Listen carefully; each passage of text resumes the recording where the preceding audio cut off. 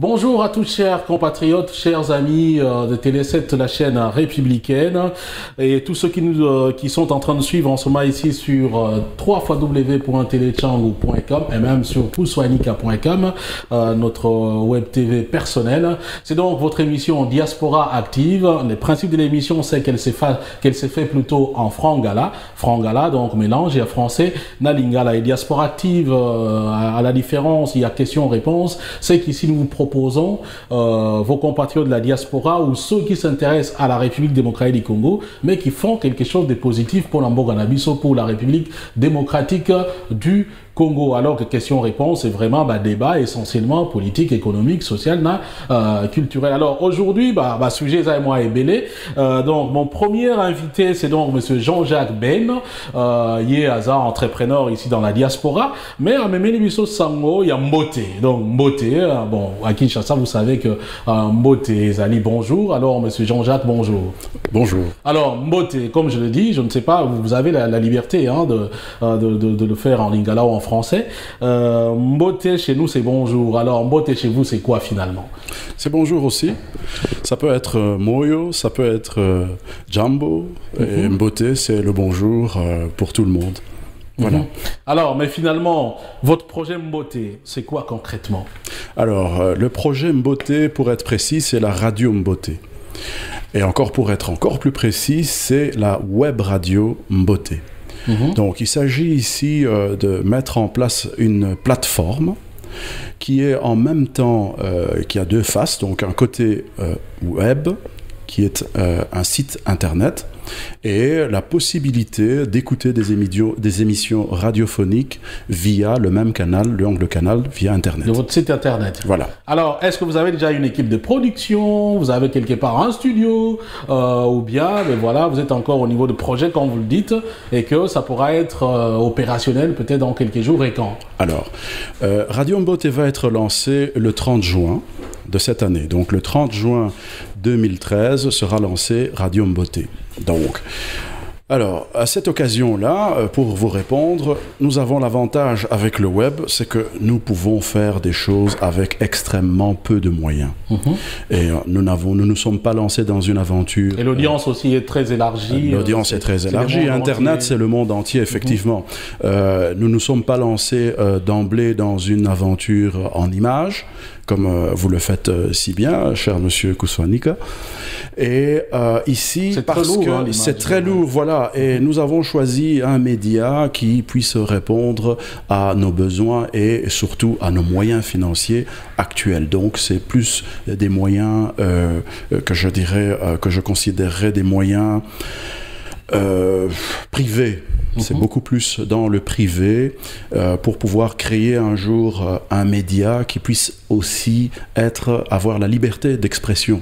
Parce que c'est très important. À partir du moment où on se fait financer par une institution ou autre, on est dépendant. C'est ça. Ne dit-on pas qu'on ne crache pas dans la main et on ne crache pas dans la main qui vous nourrit. Maintenant, il y a une question qui me vient à l'esprit. Les radios, on en connaît énormément ici dans la diaspora, donc sur Internet. Il y en a aussi qui continuent encore à émettre avec comment on ne dira pas un ancien système, mais bon, en tout cas sur Internet, il y en a, et des diasporas d'origine congolaise aussi. Finalement, quelle est la différence entre celle-là et la vôtre? Et pourquoi, par exemple, ne pas unifier vos forces pour créer simplement un média et puis vous venez de lancer la radio Mbote? Voilà. Tout projet, il faut quand même un début. Il faut bien commencer par quelque part. Et la problématique de la diaspora africaine en général, c'est la non-maîtrise d'un média. Donc, lorsque nous avons certainement des choses à dire, nous avons certainement des choses à proposer, il se passe des choses dans la diaspora, dans la communauté. Énormément de choses. Voilà, énormément de choses. Et le problème, là où le bas blesse, c'est parce que nous n'avons pas la possibilité ni l'opportunité de pouvoir faire entendre nos voix. Donc il fallait bien à un moment donné commencer par quelque part, d'où cette idée de créer une radio pour pouvoir donner notre vision des choses. Et cette radio, mais ma question, qu'est-ce qu'elle a de particularité? Voilà, ça existe déjà. Voilà, ça existe, effectivement, cela existe, mais nous avons une particularité qui fait que Radio Mbote est quand même un produit innovant et que c'est dans la création, ou que je dirais-je, l'obtention de l'information. Dans les radios classiques, et dans la plupart que vous citez, il y a des journalistes, en tout cas il y a des personnes qui vont à la recherche de l'information. Ils vont sur le terrain, ils recherchent l'information et ils ramènent cette information vers un point, une radio, un quelconque média, et le diffusent. Là où Radio Mbote va faire la différence, c'est que nous n'allons pas nécessairement descendre sur le terrain. C'est plutôt... nous allons fonctionner un peu à la même façon, dans le même genre que Facebook. C'est un peu comme Facebook, où tous les opérateurs, que ce soit des associations ou bien des personnalités ou bien des groupements d'intérêts, se retrouveront avec un profil sur la partie site web de la Radio Mbote. Et à ce profil-là sera associé leurs différentes activités qu'ils vont mettre en place. Et ce sont ces activités-là qui vont constituer la base même de la source d'information de Radio Mbote. Donc voilà la particularité que nous apportons, tout en tenant compte que ce soit le profil ou l'ajout d'informations, le flux d'informations est géré par les personnes elles-mêmes. Ouais, les associations, par exemple. Voilà, les associations, vos associations, par exemple. Vous êtes les bienvenus sur Radio. Alors, vous avez dit comment vous n'êtes pas financé, ça sera des moyens privés. Cela veut dire peut-être que vous allez faire payer le service, ou comment ça va se passer concrètement? Est-ce que ces gens-là viendront le faire gratuitement pour mettre à jour leurs informations, déjà pour essayer un peu de les mettre sur votre site, ou bien ça sera vraiment un service gratuit, et comment vous allez faire pour rentabiliser le projet, pour en assurer un peu la pérennité? Voilà, tout à fait. Le mot pérennité est lâché, c'est le mot qui me venait à l'esprit. Il est un fait certain qu'il faut pouvoir pérenniser l'activité. Parce que souvent, pour les histoires congolaises, c'est là que le bas blesse. Voilà, le bas blesse. Ça commence, mais... Le bas blesse, pourquoi? Parce que souvent, il n'y a pas de personne de confiance. Les Congolais sont à même de pouvoir rassembler de fortes sommes d'argent, mais toute la problématique se situe au niveau où mbongo wana tokopesa ngo nani akolia mbongo. Voilà, ce n'est que gérer. Mais qu'on gérer, qu'on lia, est-ce qu'il y a qu'on lia un bon on a biso, est-ce que boye. C'est pour ça, par exemple, que la plupart des Congolais font confiance à Western Union. Je ne vais pas dire que je suis un homme de confiance ou que je suis un comptable, non, loin de là, mais je pense faire partie d'une famille qui a fait preuve au Congo même de son sérieux. C'est-à-dire, expliquer, parce que les gens déjà vous suivent. Bon, on vous a présenté comme M. Bain, oui. Mais pour le commun des mortels, peut-être ça ne veut pas dire grand-chose. Expliquer en quoi vous avez fait preuve de confiance. Voilà, la preuve de confiance vient déjà un peu, je vais un peu me situer, hein, donc je suis informaticien, je suis web développeur, d'où Radio Mbote, la partie web, parce que c'est une partie que je vais personnellement développer. Donc là déjà nous faisons une économie d'argent certaine, pas une économie de travail, il faudra quand même des heures de travail là-dessus, mais voilà déjà un premier point. Et je suis le fils de Jacques Ben Malou. Malou à Kolwezi, pour ceux qui connaissent un peu Kolwezi, il y a une célèbre place qui s'appelle la place Malou, justement, puisque mon regretté père tenait un dancing à cette place-là, et ce dancing s'appelait Malou. Qui lui-même était le fils d'un autre personnage assez bien connu à Luluabour, à Kananga, c'est le vieux Belle Photo. Donc voilà un peu. Donc vous avez déjà une expérience qu'on Voilà, c'est ça ma lignée. Donc je suis ligné, je descends de toutes ces personnes-là, et ceux qui ont eu à les côtoyer savent leur degré d'honnêteté. Et il serait vraiment regrettable de ma part de gâcher cet héritage-là. Donc mon souci serait évidemment que cet héritage soit valorisé, et donc je tiens absolument à ce que 1 euro qui me sera confié sera restitué dans son entièreté. Alors concrètement, vous n'avez pas répondu à la question: qu'est-ce que les gens qu'est-ce que vous attendez des personnes qui peuvent venir vous soumettre leurs associations pour paraître dans votre site, comment diffuser sur votre radio et ainsi de suite, gratuit, pas gratuit, qu'est-ce qui va se passer concrètement? De toutes les façons, pour tout ce qui est association, le milieu associatif, nous sommes dans du social. Donc, à cette catégorie-là, nous n'allons rien demander. Au contraire, donc nous leur proposerons alors à ce moment-là le service gratuitement. Mais il y a d'autres, donc pour en revenir un peu par rapport à Radio Mboté, nous allons organiser toutes ces activités par annuaire. Donc l'annuaire par exemple des associations, celui-là forcément ce sera un annuaire gratuit. Donc toute association qui a pignon sur rue ou non pourra toujours venir s'inscrire auprès de Radio Mboté et l'opération sera totalement gratuite. Les autres catégories, par exemple les personnalités politiques, nous pensons que là aussi, il y aura un certain échange vis-à-vis des personnalités politiques qui, elles, non plus, ne seront pas à même de payer. La catégorie commerciale, il est évident qu'à partir du moment... Parce que vous faites du commerce. Voilà, ils font du commerce. Eux gagnent de l'argent, vont certainement gagner un peu plus grâce à notre action. Il est évident qu'il serait même normal qu'ils nous rétribuent. C'est ça. Une petite partie de leurs gains. Donc, forcément, il y a des catégories qui vont devoir payer.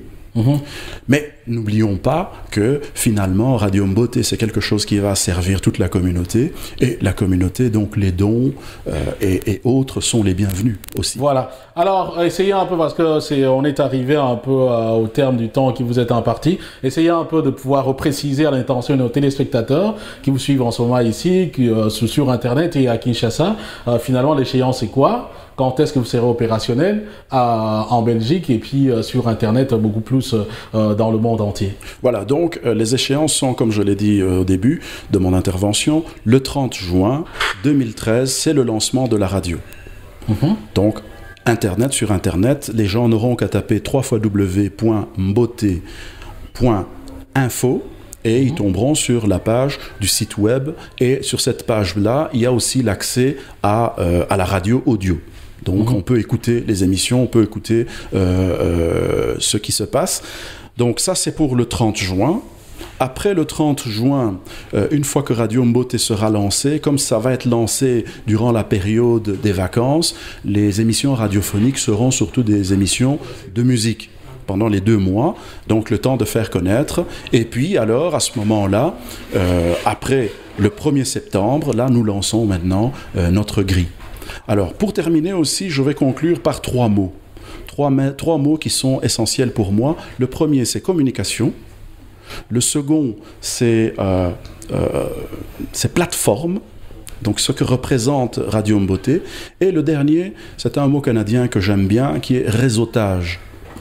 Donc c'est le fait que nous mettions tous nos forces en commun et que voilà, à travers la plateforme Radio Mboté, que les différents groupes qui ne se connaissent pas nécessairement ou qui ont les mêmes intérêts puissent se retrouver via la Radio Mboté. Voilà, merci donc monsieur Jean-Jacques Bain, et puis nous espérons que les 30 juin ici on aura déjà quelques sons de la nouvelle radio. Il suffit donc de taper www.mboté.info. Eh bien, comme je le disais, le 30 juin, c'est une date symbolique pour la République démocratique du Congo. Mais dans les tout prochains mois également, il y a un grand événement qui a trait à la République démocratique du Congo. Eh bien, vous allez vivre quelque chose d'extraordinaire.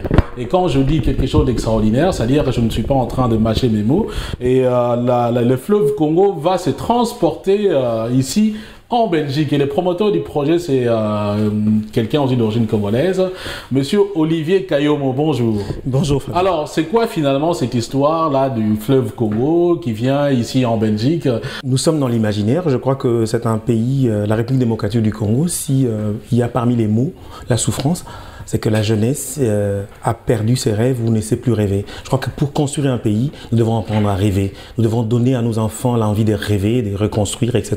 Et donc, le fleuve Congo s'invite en Belgique, est un concept nouveau, c'est un projet, c'est une croisière. Nous allons prendre le bateau ici au port de Bruxelles, à destination d'Anvers, les samedis 10 août. Nous partirons avec 250 personnes à bord. Nous partons de Bruxelles à Anvers en imaginant que nous sommes sur le fleuve Congo. Et donc nous allons parcourir une dizaine de villes congolaises. Et toutes les 25 minutes. En imaginant que vous êtes sur le fleuve Congo, vous partez de Bruxelles. Alors, dans ce cas-là, dans l'imaginaire, Bruxelles, ça sera quoi? Ben déjà, Bruxelles sera banana parce que nous prenons le fleuve dans le sens inverse. Donc, l'embouchure jusqu'à la source à Moussofi. Et donc, nous allons nous arrêter à Kisangani. Donc cette année, c'est encore 10 grandes villes que donc nous prenons. Kisangani, c'est Anvers. Kisangani, c'est Anvers.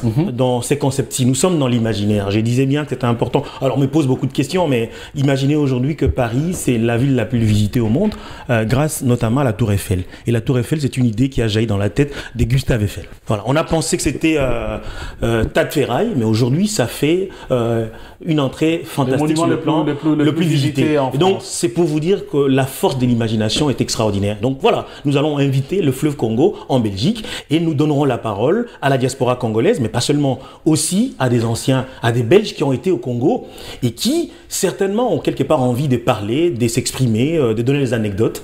Et n'oubliez pas aussi que dans l'histoire belgo-congolaise, depuis Léopold II jusqu'à, je dirais aujourd'hui, à Joseph Kabila du côté congolais, on s'est chamaillé trop sur le plan politique. On s'est chamaillé trop. Épisode. Moi je t'aime. Oui, moi je t'aime. Congo, Belgique, je t'aime, moi non plus. On est là-dedans. Je passe.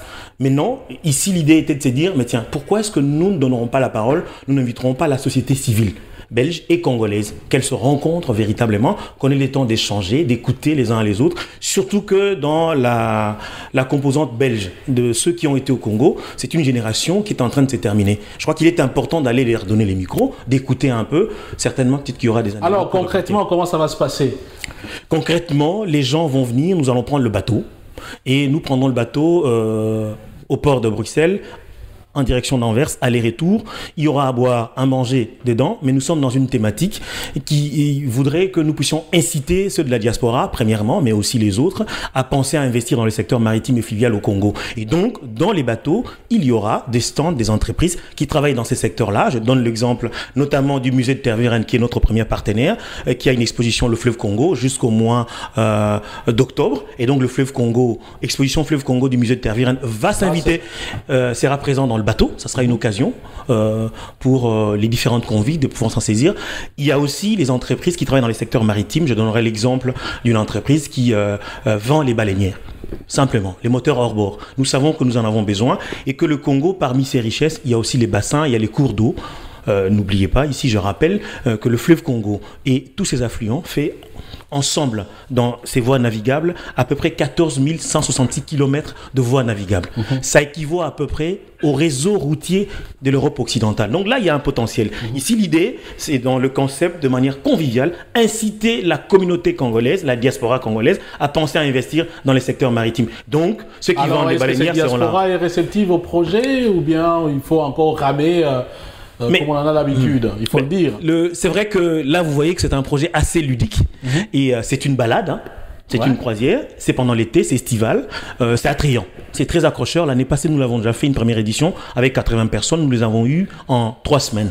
Et donc, nous avons un retour assez positif aussi bien du côté congolais que du côté belge. Mais bon, il faut accélérer parce que chez nous, souvent, les gens prennent du temps pour payer via les virements. Mais nous sommes tout à fait confiants et nous comptons pérenniser ces concepts-là.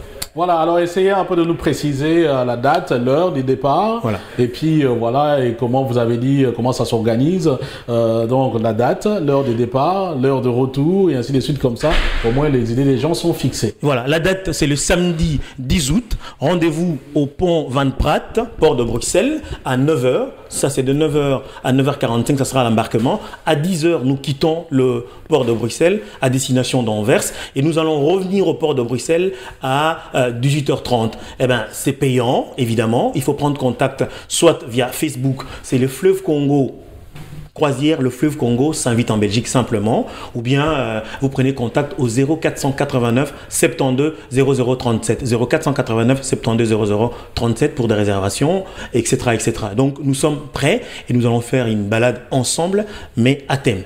Et c'est un projet économique ou bien les ressources sont faites pour peut-être un projet social en République démocratique du Congo? C'est les deux. On a entendu parler d'un truc contre la drépanocytose, oui, ou un truc dans ce sens-là. C'est l'ASBL Action Drépanocytose qui porte les projets parce que nous voulons aussi accompagner les malades, les sensibiliser. Notamment, ne pas oublier, là j'ai une carte qui montre un peu ce que nous avons fait comme parcours. Et donc nous rappelons que dans les 10 villes que nous allons parcourir, eh ben, il y a des cas des drépanocytoses. Et donc dans le bateau, il y aura un médecin, il y en aura 3 pour pouvoir accueillir toutes les personnes pour les prévenir. Nous aurons aussi des secouristes. Nous voulons bien faire les choses, mais c'est important de dire que dans la plupart des villes que jalonnent le fleuve Congo, il y a des cas des drépanocytoses. Donc nous allons en profiter pour sensibiliser les convives, les personnes. C'est déjà la première maladie génétique à Bruxelles et à Liège. Beaucoup ne le savent pas, mais c'est important de les dire. Ah ok, d'accord. Oui. Merci Monsieur Olivier Kayomo. Ben, j'espère que beaucoup de gens viendront en tout cas les 10 août vous soutenir, en même temps aussi vivre des moments intenses d'évasion. Donc je vous rappelle que la croisière partira de la ville de Bruxelles pour la ville d'Anvers. Le fleuve Congo s'invite en Belgique. Nous continuons notre magazine Diaspora Active avec un instant de littérature. Eh bien, nous avons un invité de marque, de taille, Monsieur Anissé Mobé, qui n'est plus à présenter, un sociologue, quelqu'un en tout cas. Vous parlez souvent des lobbying à Kinshasa. Eh bien, c'est quelqu'un qui fait normalement des lobbying en ce qui concerne la République démocratique du Congo, mais ici, il nous parle des livres qui mettent en valeur le Congo et ses citoyens. Nous avons un livre là-bas, donc c'est les footballeurs Bonga Bonga. Alors le titre c'est les football et ma vie en rouge, donc de Kinshasa jusqu'au Standard de Liège. Alors vous allez nous le présenter, Monsieur Bonga Bonga. Vous avez certainement lu le livre. Finalement, le Congo n'a pas la mémoire de ses héros. Voilà, au lieu peut-être que ce soit quelqu'un d'autre qui écrive, mais c'est lui-même qui écrit sous forme de mémoire. Je ne sais pas quel est le message qu'il veut finalement nous lancer, Monsieur Bonga Bonga. Mais je pense que tant mieux que ce soit lui-même l'auteur de cet ouvrage. Peut-être que ça devrait à mon avis inciter d'autres acteurs congolais, de football, de footballeurs, les artistes et aussi effectivement dans les milieux politiques à pouvoir nous raconter un peu ce qu'ont été leurs parcours, parce que leurs parcours finalement se confondent avec l'histoire du Congo. Et notamment les cas de Bonga Bonga et d'autres joueurs congolais qui sont arrivés ici en Belgique à partir des années 1957. Lui, il est arrivé, le premier match qu'il a joué ici en Belgique au Standard de Liège, c'était le 25 septembre 1957. Quelques mois avant, c'est Léon Mukunda Troué qui est arrivé ici. Eh bien, ils sont arrivés avant l'indépendance déjà. Avant l'indépendance, et c'est bien de le souligner parce que ce n'est pas le fruit du hasard. Je crois qu'à l'époque, les Belges ont lancé le fameux projet communauté belgo-congolaise. En réalité, c'était un peu pour couper l'herbe sous les pieds à tous ces nationalistes congolais qui commençaient un peu à s'exprimer. Rappelez-vous, le manifeste de conscience de groupe africain, de la Baloula et tout. Ali, Léo, Kassavougou pour réclamer l'indépendance. Eh bien, pour les Belges, ils sont restés un peu à l'accueil triomphal du roi Baudouin en 1955. Pour eux, le fait que le masse congolaise applaudissait le roi Baudouin, c'est que les Congolais étaient heureux, n'avaient pas de revendications. Alors, on lance ces fameux projets communauté belgo-congolaise pour couper l'herbe sous les pieds aux nationalistes. Et donc, on commence à accepter que les joueurs congolais viennent jouer en Belgique. Ils sont arrivés, ils ont la sélection de Léopoldville a joué. D'abord, ils ont perdu contre Anderlecht, mais ça, c'était l'effet de la fatigue. Ils ont gagné 2 matchs. Contre les Standards, contre la Gantou, et puis ils ont fait 2 matchs nuls. Donc le bilan était plutôt positif. Et donc Bonga Bonga, il y avait M. Bonga Bonga. Il a été remarqué, il est revenu pour jouer au Standard. Il a été engagé au Standard de Liège. Ah oui, il a fait une carrière fabuleuse au Standard parce qu'il a été champion de Belgique avec le Standard en 61, 62, 59, 60 et puis déjà en 57, 58, 59. Donc il a au moins remporté 3 fois le championnat de Belgique avec le Standard. Il a joué de grands matchs de football, de la Coupe d'Europe. Et l'épopée Coupe du Monde, lui, il n'était plus là en ce moment-là? Non, attention, il est là au Standard jusque dans les années 63-64. Puis, il est passé au Sporting de Charleroi, où il a été aussi champion. Et puis, entraîneur de Toubize. Et enfin, il a continué la carrière d'entraîneur à Kinshasa avec son équipe de Kinshasa, le Daring. Motema Pembe. C'est sous son autorité d'entraîneur qu'en 1971, que le Daring a réussi à casser cet engrenage fatal qui faisait que depuis 64-65, le Daring ne faisait que perdre devant Dragon. Dragon, alors, oui. À l'époque, on parlait de Bilima, c'est ça ou Non, Bilima, c'est devenu après, oui. Voilà, alors que lui, Bonga Bonga, à l'époque où il était joueur dans Daring avec les Mayunga, les Androkwa, les Bumba, les Nganga, d'Afirma qui étaient les capitaines de Daring, les André Mpassé Carré, ils ont toujours gagné contre les Dragons. Alors, ils ne pouvaient pas comprendre que maintenant les Dragons puissent ainsi piétiner le Daring. Donc, il a cassé ce mythe-là. Et surtout, en tant que Belgicain, puis c'est comme ça qu'on appelait les joueurs congolais de Belgique, il a été à l'initiative du voyage effectué par les joueurs congolais en 64-65.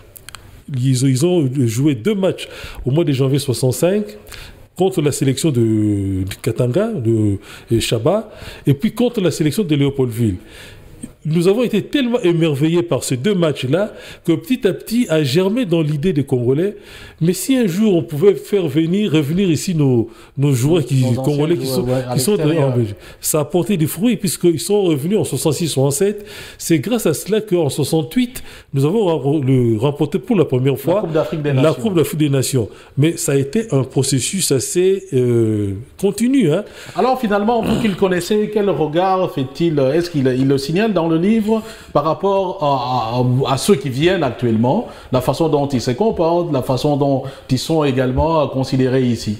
Bon, c'est-à-dire qu'il y a plusieurs choses. Hein. D'abord, vraiment, il se pose en sage. Effectivement, c'est un homme sage qui garde encore l'éthique sportive, parce que n'oublions pas que ceux de sa génération, le football faisait partie intégrante de la formation scolaire. C'est-à-dire que le père de la Kétule, hein, celui qui a les grands bâtisseurs des écoles chez nous à Léopoldville, intégrait le cours de gymnastique et la pratique sportive dans la formation de la jeunesse. Un corps sain, dans un esprit sain, dans un corps sain. Et donc, ça faisait partie de l'éducation de la jeunesse. Mais en même temps aussi, pour le Belge, il y avait aussi des arrière-pensées assez paternalistes. Bref, les joueurs avaient une certaine éthique que nous avons petit à petit perdu. Et donc, le grand vœu, le grand souhait des Bonga Bonga, c'est qu'on puisse retrouver cette éthique, mais même dans un autre contexte où c'est un contexte de joueurs professionnels. Il faut qu'ils gagnent leur vie. Mais en tout cas, qu'on ne perde pas les valeurs éthiques de la pratique du sport, notamment du football. Et actuellement, quelle est finalement sa contribution en République démocratique du Congo? Bon, dans un pays, dit-on, qui est en difficulté. Bon, d'abord, j'ai signalé tout à l'heure le retour de joueurs au Congo. Il est à l'initiative, c'est lui qui a pris l'initiative qu'on aille jouer, qu'il vienne jouer en 65. Donc, comme je vous disais, on a pu gagner la Coupe d'Afrique des Nations, mais les gens oublient qu'en 67, notre équipe nationale, les Léopards, jusqu'ici, nous sommes le seul pays d'Afrique à avoir battu une équipe brésilienne dans laquelle joue Pelé. Puisque Pelé est venu jouer chez nous en 67, il a gagné difficilement 2-1. Le Sayomo, qu'il a tellement bien joué qu'on a même envisagé qu'il aille jouer au Brésil. Vous vous rendez compte, c'est une hérésie qu'un joueur africain, congolais, aille jouer au Brésil. Et puis, Pelé était tellement... Il était tellement déçu que Pelé a dit « Je reviendrai un jour à Kinshasa pour vous montrer ma véritable face ». Il est revenu en 69, mais nous avons écrasé le Football Club Santos. Donc, voilà déjà un apport considérable d'une initiative... Déjà, du point de vue historique, c'était avec quelle équipe quelle est l'équipe qui a gagné Santos? C'est les Léopards. Les Léopards, ok, d'accord. Donc vous voyez que déjà, au niveau de cette initiative, c'est là un apport considérable qu'il faut fructifier maintenant dans un autre contexte. Comment utiliser les talents sportifs des Congolais à l'étranger pour pouvoir renforcer l'équipe sur place, et comment faire aussi que, en termes de sponsoring, ceux des Congolais qui vivent à l'étranger, notamment issus des milieux sportifs, puissent non pas aider, mais donner un coup de pouce à la pratique sportive à Kinshasa, notamment au football, pour que nous puissions aller beaucoup plus loin, puisque nous avons déjà remporté la Coupe d'Afrique des Nations à 2 reprises. Et puis Mazembe a déjà aussi remporté la Coupe et puis Imana, dans son ancienne équipe. Donc voilà, c'est-à-dire qu'il est plein de projets, mais pour que cela puisse se concrétiser, il ne veut pas rester seul. Donc peut-être il faut souhaiter que la publication de cet ouvrage, notamment grâce aux médias, à la télévision Tchango, que cela puisse susciter d'autres vocations, dans les milieux sportifs congolais. En même temps, aussi susciter également une réflexion au niveau des Kinshasa. Parfois, ce sont des gens, normalement, que la fédération doit utiliser à bon escient pour orienter les futurs du football congolais. Merci, je sens que vraiment vous maîtrisez la matière. On vous aura certainement dans une autre émission. Pourquoi pas, par exemple, un conseiller au ministère des Sports. Voilà des talents comme ça qui sont énormément dans la diaspora. Je vous disais, c'est quelqu'un qui est en tout cas très branché dans ce genre de trucs. Alors, il y a un deuxième livre, la décentralisation. Voilà, la décentralisation, c'est d'ailleurs le thème maintenant à la une en République démocratique du Congo. Dernièrement, il y a eu un séminaire organisé par le ministre de l'Intérieur par rapport à la décentralisation. D'ailleurs, le ministre dit qu'on ne va pas attendre 10 ans pour décentraliser. Est-ce que la décentralisation, c'est une bonne chose pour la République démocratique du Congo? Que nous raconte ce livre? Bon, le livre, cet ouvrage est publié par Madame Paul Bouvier, professeur émérite de l'Université libre de Bruxelles. Madame Bouvier connaît bien le Congo puisque elle est l'auteur aussi d'un ouvrage qui est devenu un classique, l'accession du Congo à l'indépendance. Donc c'est un livre de référence. Alors ici, elle dresse le constat de la politique des différents projets de la décentralisation depuis la Première République. Vous savez que même déjà à l'époque de l'État indépendant du Congo, l'autorité coloniale a eu beaucoup de mal à faire des découpages administratifs à bon escient pour pouvoir gérer cet immense territoire 80 fois plus grand que la Belgique. Donc aujourd'hui, la décentralisation est prévue par la Constitution qui a été adoptée depuis 2005-2006, mais on sent que le projet a du mal à aboutir parce que le gouvernement ne consacre pas suffisamment les ressources financières requises pour faire aboutir ces projets. Alors donc ici, puisque vous avez commencé par cet ouvrage de Madame Bouvier, cet ouvrage fait partie d'un vaste projet de publication au sein du Musée royal d'Afrique centrale à Tervuren, qui a prévu des publications de deux types, de deux volets. Il y a deux volets. Le premier volet, c'est la publication pour chacune des provinces. Il y a une monographie qui présente chacune de nos provinces. Les ressources et puis tous les atouts en termes de... Exactement. Pour qu'il soit un outil entre les mains des gouvernants, des acteurs de la région, donc de la province, les gouvernants, mais aussi la société civile, les acteurs, les opérateurs économiques, les acteurs culturels, de telle sorte que, connaissant et maîtrisant les ressources de la région, ils puissent pouvoir imaginer et mettre en œuvre des projets de développement. Donc, il y a déjà eu Où elle est, le dernier à être publié, c'était consacré au Congo, le pays de Banalunda. Donc, il y a déjà eu comme ça... l'ouvrage ici de Madame Bouvier, c'est le deuxième volet, c'est donner des explications. Donc, les projets, la philosophie de la décentralisation. Mais pour nombreux des Congolais, la décentralisation a un risque. Elle est conçue comme une étape vers la balkanisation du pays. Alors, vous êtes pratiquement dans le domaine, vous lisez beaucoup. Est-ce qu'ils ont raison d'avoir peur? Oui et non. Alors, allez-y, oui et non. D'abord, commençons par oui. Oui, mais peut-être parce que nous sentons des velléités comme ça, de sécession ou de très large autonomie. Pour ne prendre que l'exemple du Kivu, il va de soi que pour le pouvoir de Kigali, il vaut mieux un Kivu très autonome, peut-être pas indépendant, il ne va pas pousser les choses jusque-là, mais très autonome de telle sorte que les Kivu deviennent un peu le grenier du Rwanda et de l'Ouganda, c'est-à-dire de certains États, de certains pays frontaliers qui ont des visées expansionnistes, hégémoniques, donc pour brader les ressources économiques de nos provinces. Donc, de ce point de vue, les Congolais ont des raisons d'être inquiets.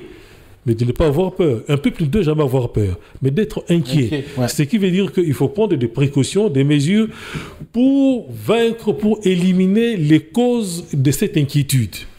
Non, la décentralisation n'ouvre pas la voie à la balkanisation parce que nous avons déjà connu une sécession en 1960, celle du Katanga, qui nous a causé beaucoup de tort. Et nous savons que cette sécession n'était pas de l'initiative des Congolais, mais c'était ourdi de l'étranger, en tout cas par les Belgique notamment Belgique, de grands intérêts économiques et financiers qui voulaient absolument garder le contrôle de la gestion de l'exploitation des ressources économiques. Et enfin, n'oublions pas tout de même que certains pays, je prends l'exemple d'un pays comme Panama, le Panama n'existait pas, c'était une des provinces de la Colombie. Les Américains, pour pouvoir creuser le canal de Panama, ont incité les ressortissants de cette province à proclamer la sécession, donc à devenir indépendants.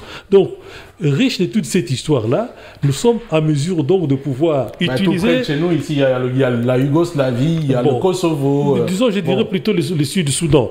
Donc, utilisons plutôt... Tout près de chez nous, le Sud-Soudan. Utilisons plutôt la décentralisation qui, pour nous, doit être synonyme de responsabilisation des citoyens, pour qu'à la base, les citoyens puissent prendre en charge le devenir du pays, donc en tenant compte de réalités locales. Voilà, donc là c'est au niveau de la décentralisation, eh bien on espère que ça n'ouvre pas en tout cas la boîte des Pandore comme on dit, parce que quand on apprend tout ce qui se passe au Katanga par exemple, ou même dans le Kivu, évidemment parfois les inquiétudes sont justifiées, mais d'autre part la décentralisation est bonne pour justement rapprocher le pouvoir du peuple dans une certaine mesure. Alors je ne sais pas si on aura vraiment le temps de pouvoir lire tous les livres, peut-être je vais vous demander que nous puissions le faire lors d'une autre émission, mais quand même, je veux vous demander de dire un petit mot sur Conjoncture congolaise 2012, politique, secteur minier et gestion des ressources naturelles en République démocratique du Congo. C'est par M. Jean Omasombo, sous la direction également de M. Stéphane Maris, qui est professeur à l'Université d'Anvers, si je ne m'abuse. Alors, quel est le grand enseignement que nous avons de ce livre? Bon, le grand enseignement, d'abord, Maris, c'est une dame, c'est pas un monsieur. Non, Stéphane Maris, c'est un homme. C'est un homme? C'est un homme, je suis sûr et certain. D'accord. C'est un professeur que je connais. Ah, très bien. Bon, alors, l'ouvrage Conjoncture congolaise 2012, c'est-à-dire qu'ils font un peu les bilans du Congo depuis les dernières élections. Les premières élections jusqu'au moment des dernières élections. Donc, un peu 5 ans de conjoncture au Congo. Ici, cette fois-ci, ça a été consacré essentiellement au problème, à la gestion de nos ressources économiques, puisque force est de constater que nous produisons, la production minière du Congo, la production pétrolière atteint des sommets. Malheureusement, l'argent, on ne le voit pas dans les caisses de l'État. Exactement. Dernièrement, ils ont été suspendus, ou la République a été suspendue des litiers, si je ne m'abuse. Et il y a des montants qu'on n'a pas retrouvés, il y a d'autres. On a retrouvé 80 millions finalement. Donc, ça veut dire que le grand enseignement, c'est que l'économie au Congo est prise au piège de l'incurie politique. Parce que, force est de constater, après les élections, qu'il y a une fracture entre le monde politique et la société civile. Une société civile qui fait partie de beaucoup d'ingéniosité pour ne pas se laisser écraser, pour au contraire survivre et prendre en main son destin. Voilà, monsieur Anissé Mobé, en tout cas. Le dernier, peut-être un petit mot, parce que nous sommes en train de courir derrière notre petit temps. Le paternalisme en question. Les anciens ouvriers de la GECAMIN face à la libéralisation du secteur Katangé, RD Congo. Oui, c'est-à-dire que le paternalisme, ça a été un des traits distinctifs de la colonisation au Congo.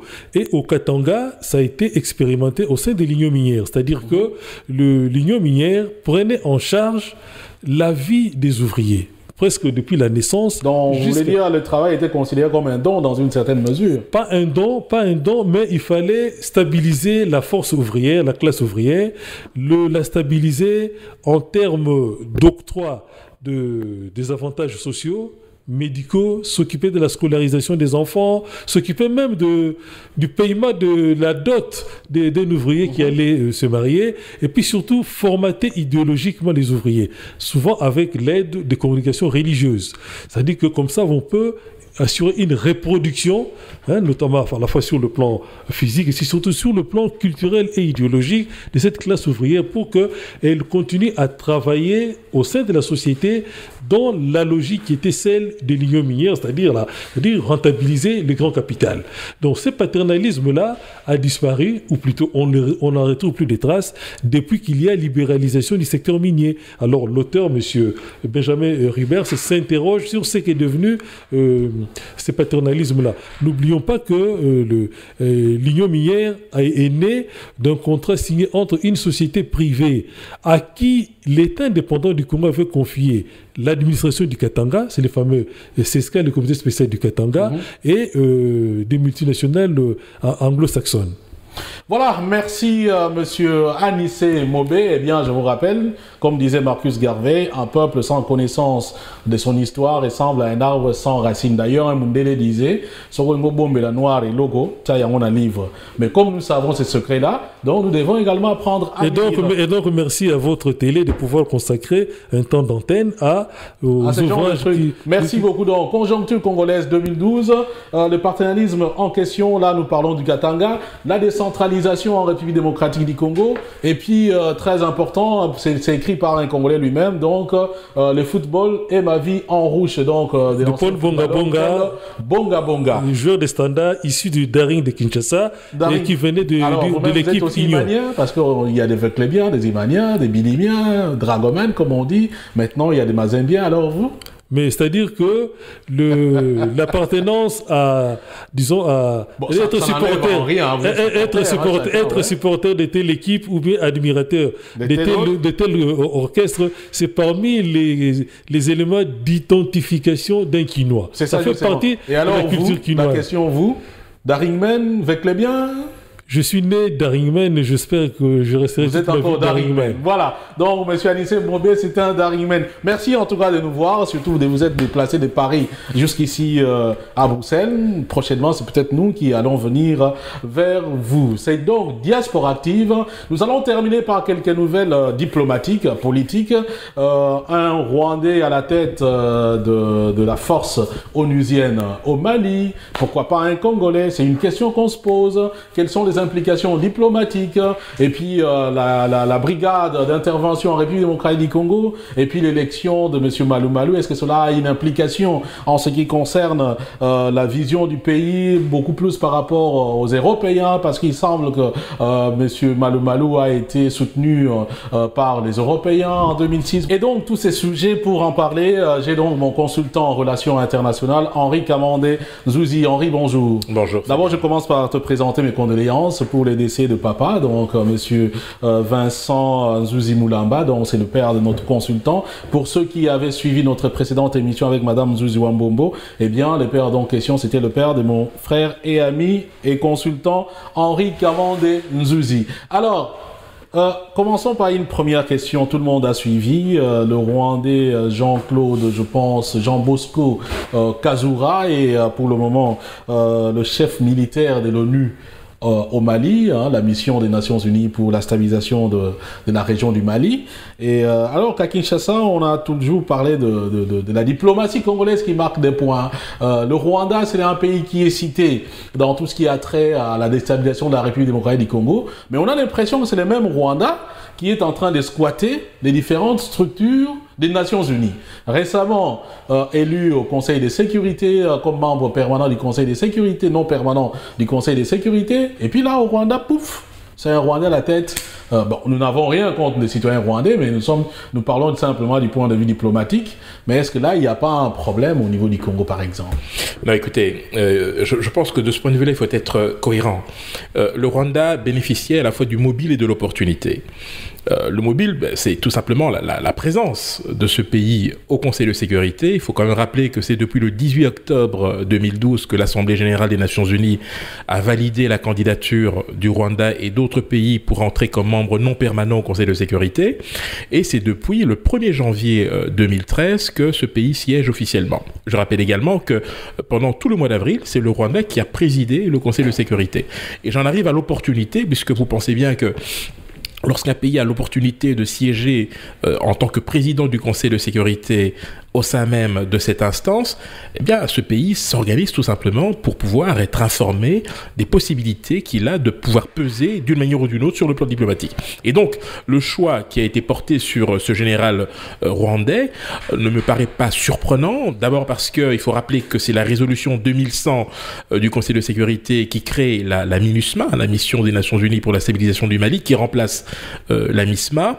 Et ensuite, il fallait donc s'assurer que cette force serait en capacité d'agir pour essayer de pacifier le nord du Mali. Le Rwanda a tout simplement fait du lobbying, et ce lobbying, visiblement, a porté ses fruits. Mais je me souviens, lorsqu'il a été question également de pouvoir sanctionner le Rwanda, l'une des raisons qui a fait hésiter l'ONU, c'était que le Rwanda avait une présence militaire dans des différentes forces de l'ONU. Est-ce que c'est pas un élément qui a joué, peut-être une façon de les gratifier par rapport à son concours? Probablement. Vous constaterez notamment que le Rwanda a été cité dans plusieurs rapports onusiens, mais n'a jamais été condamné.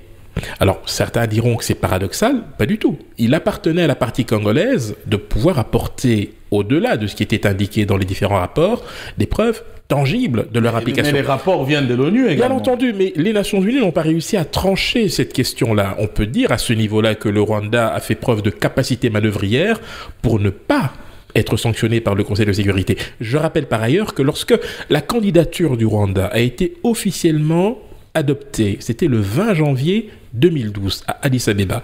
Il fallait désigner un pays de la sous-région pour pouvoir siéger au Conseil de sécurité. Jusque-là, nous n'avions pas encore le M23, mais le 28 juin 2012, lorsque le premier rapport des experts a conclu à l'implication du Rwanda, c'était aux Congolais de tout faire pour que la candidature du Rwanda n'aboutisse pas. Cela n'a pas été fait. Alors, revenons maintenant à la République démocratique du Congo. Récemment, il y a un papier qui circule sur Internet qui ferait état de la proposition d'accord du M23. Vous l'avez lu certainement. Il a été diffusé dans plusieurs sites congolais, sur plusieurs médias congolais. Un tel accord tel qu'il est présenté, est-ce qu'il est buvable pour la République démocratique du Congo? Non, pas du tout. Il est imbuvable. C'est-à-dire? D'abord parce que si le M23 est composé de Congolais, alors ces Congolais doivent respecter la Constitution. Si tel n'est pas le cas, alors je me pose des questions sur le contenu de cette proposition d'accord, parce qu'elle va à l'encontre et elle heurte, je dirais, la conception même que l'on a d'un État, certes unitaire, mais fortement décentralisé. De ce point de vue-là, je dois dire que si l'on peut estimer que les termes de cet accord, de cette proposition d'accord, ne sont pas du tout conformes à l'idée que l'on se fait d'un État, en revanche, il a quand même fallu attendre que le M23 prenne cette initiative-là. Moi, j'aurais souhaité, pour ma part, à titre personnel, que la RDC fasse une proposition d'accord. Ça n'a pas été fait, ce qui me laisse penser que depuis le début de ces négociations, Kinshasa a peut-être un peu trop laissé le M23 être à l'initiative et à la manœuvre. Alors, récemment aussi, Mary Robinson a accompagné le secrétaire général des Nations Unies à Kinshasa. Mais, bon, je ne parle pas de coup de théâtre, mais ce qui a étonné les Congolais, c'est que l'ONU, qui met en place une brigade, puisse en même temps demander aux Congolais d'aller négocier avec le M23. D'ailleurs, si on considère les dires même des Nations Unies, elles-mêmes, la brigade n'est pas la panacée. Alors, la question, pourquoi la créer? Alors, les Nations Unies sont coutumières du fait.